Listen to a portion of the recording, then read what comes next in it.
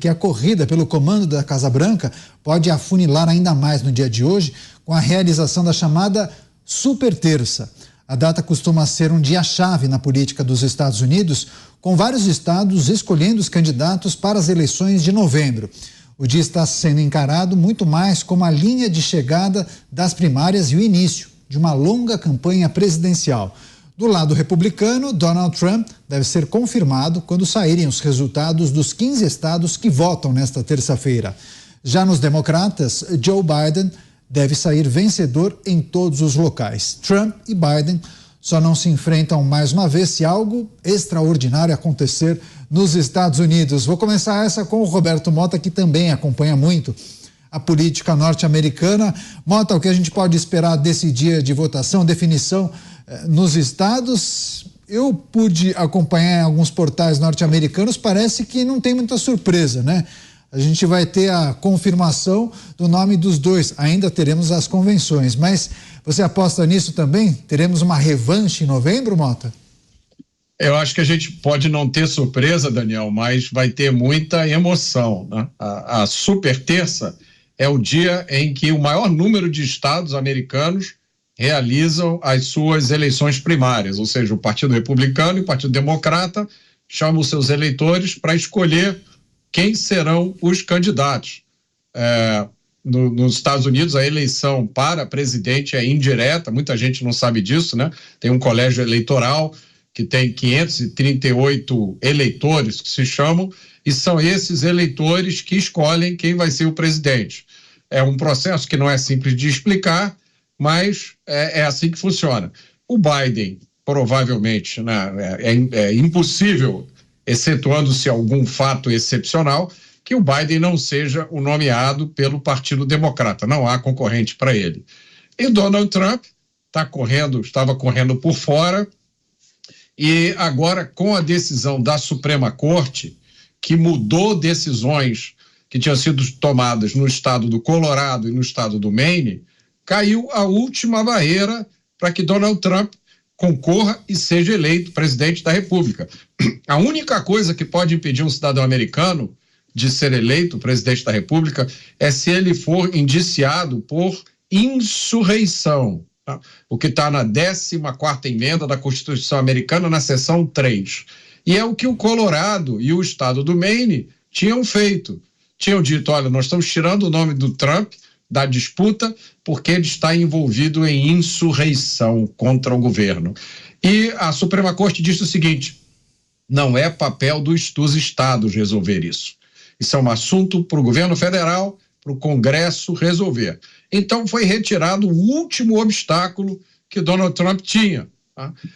A gente está olhando, está acompanhando, vai ter muita emoção, porque em 2016 o Trump venceu em 8 desses estados que participam da super terça. Se eu não me engano, são 15 estados que estão participando dessa super terça, né? Então, em 2016, o Trump venceu em 8.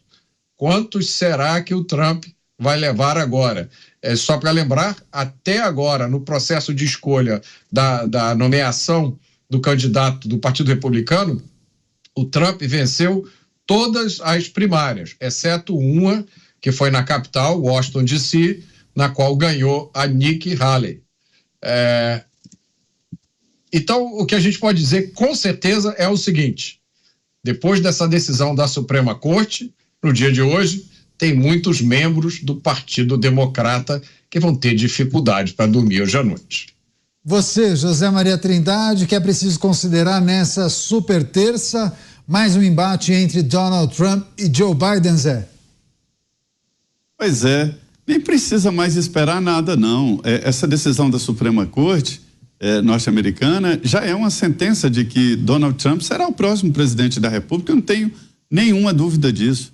E a mais antiga, mais forte democracia do mundo mostra que só se mata um político tirando votos dele.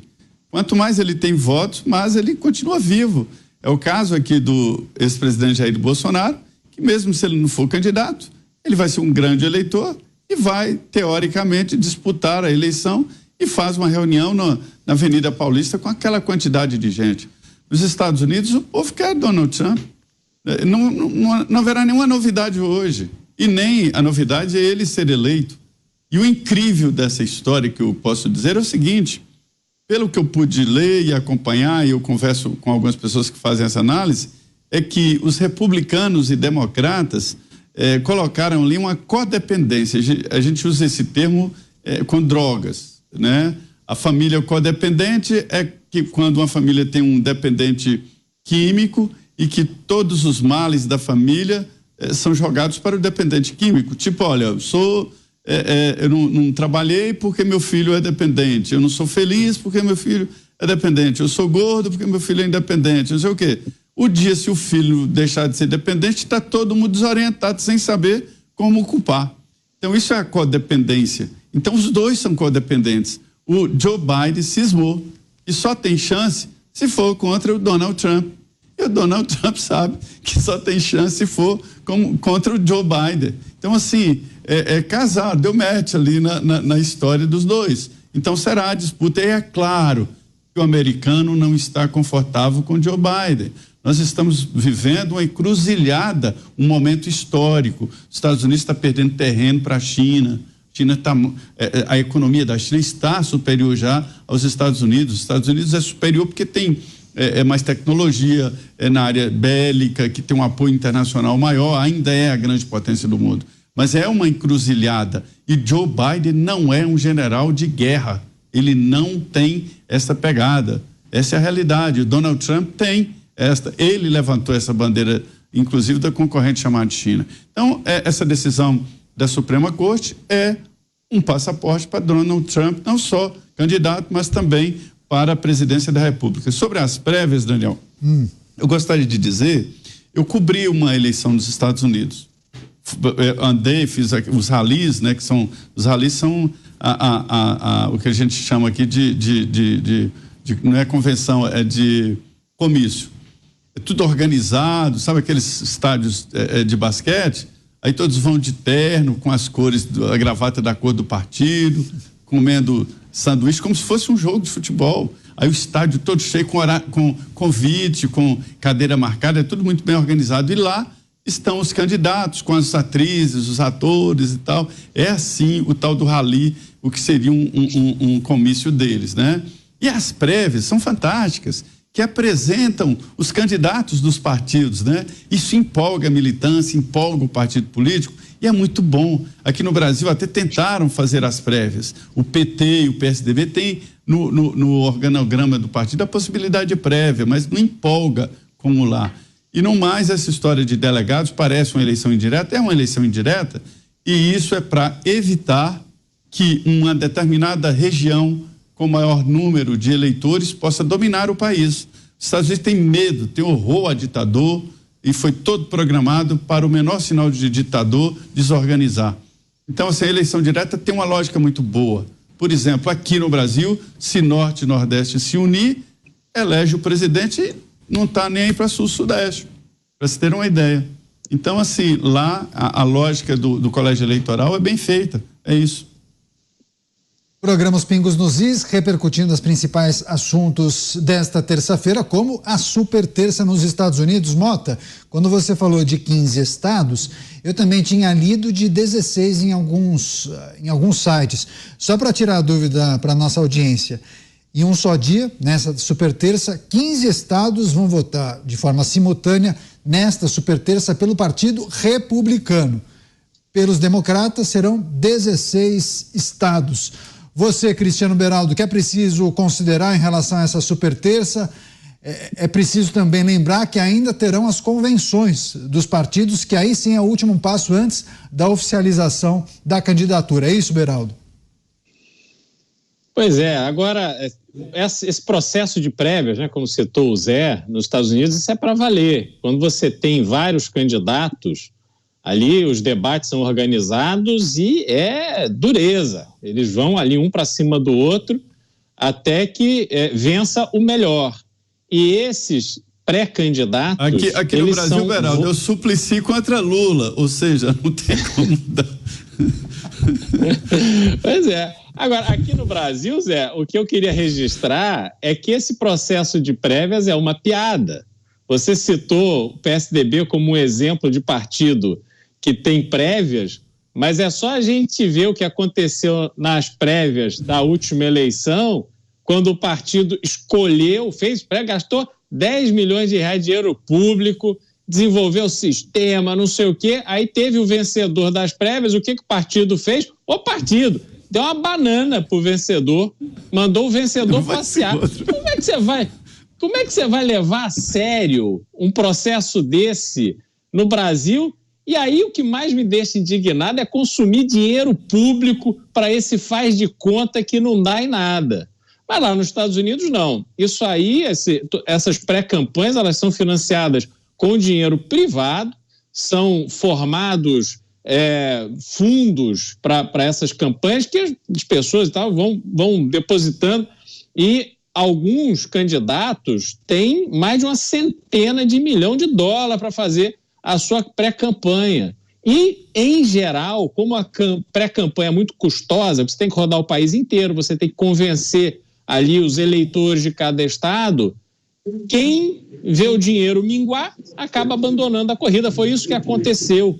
Todo mundo sabe que Trump vai ganhar essa parada, mas a Nikki Haley está ali com apoio, com algum dinheiro, para poder fazer um contraponto. Quer dizer, há pessoas que, sabendo que ela vai perder, mas acham importante marcar uma posição contrária a Donald Trump dentro do próprio Partido Republicano. Então, uma dinâmica muito interessante, onde naturalmente hoje a gente vai ver Trump se consolidando, o Biden é o presidente da República, tem a prerrogativa de ser o candidato. Quem o desafiou no Partido Republicano foi Robert Kennedy Jr. no Partido Democrata foi Robert Kennedy Jr. E o Robert Kennedy Jr. foi simplesmente aniquilado pelo próprio partido, teve que sair do partido, apesar de toda a história da família Kennedy dentro do Partido Democrata, e se lançou candidato independente. E como candidato independente, já pontua nas pesquisas para ser o candidato independente mais votado da história dos Estados Unidos. E aí tem um outro elemento que vai tornar essa eleição bastante interessante, importante da gente acompanhar aqui, Canhoto, que é o fato, na minha leitura, de que Joe Biden não tem condição de levar essa campanha até o final.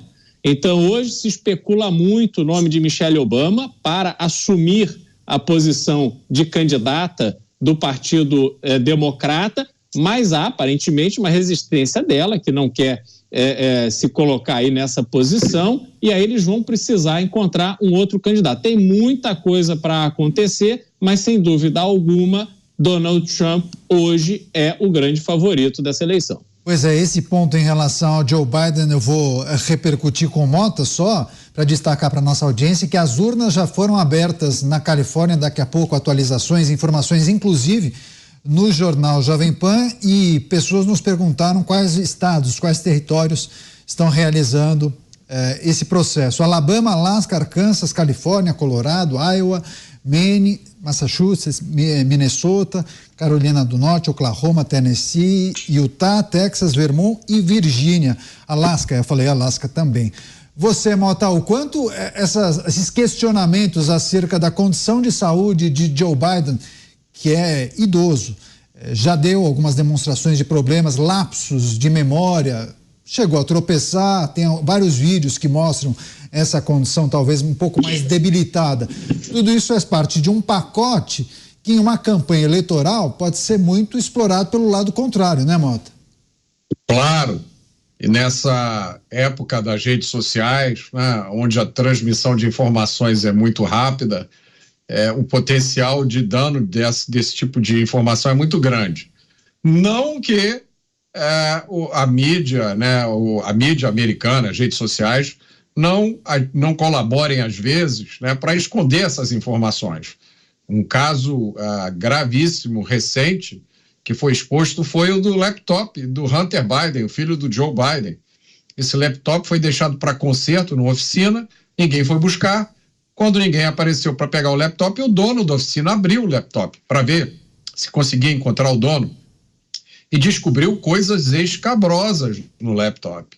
E o laptop pertencia ao filho do então candidato à presidência da República. Essa história foi totalmente abafada na mídia americana, criaram uma narrativa de que isso era uma operação russa para desestabilizar os Estados Unidos, em conluio com Donald Trump. Na época, o Twitter não era ainda do Elon Musk, o Twitter cancelou a conta de um jornal, New York Post, porque esse jornal publicou uma matéria sobre o laptop. Essa história foi totalmente abafada. No entanto, passadas as eleições, eleito Joe Biden, veio à tona as informações de que era tudo verdade. Essa matéria apareceu depois das eleições na capa do New York Times. Pessoas do FBI confirmaram que tudo que estava ali no laptop era verídico, né? Se essa informação tivesse vindo à tona e confirmada antes da eleição, talvez o resultado tivesse sido diferente. Então, o Joe Biden tem vários problemas. Eu estava vendo na mídia, não sei se o Beraldo pode comentar sobre isso, uma descoberta que fizeram de que o governo do Joe Biden transportou, parece que 300 mil imigrantes ilegais para dentro dos Estados Unidos de avião, para que eles não se acumulassem na fronteira. Tem lá o episódio de enfrentamento, quase enfrentamento, do governo do Texas com o governo federal, porque o governo do Texas disse, olha, chega, eu não vou mais permitir essa entrada aqui de imigrantes ilegais no estado. E aí o governo federal recorreu à Suprema Corte. Então, o Biden está numa situação muito delicada. E só para lembrar, essa história de esconder estado de saúde de presidente não é uma novidade na história americana. Franklin Roosevelt, ele tinha um problema de paralisia. Ele usava a cadeira de rodas. Boa sorte se você quiser encontrar uma fotografia de Franklin Roosevelt na cadeira de rodas. A maioria das pessoas não sabe que ele tinha esse problema porque ele nunca aparecia dessa forma em nenhum lugar na mídia. Já que o Mota citou você, Beraldo, em relação a essas informações que estão vindo à tona nesse período pré-campanha?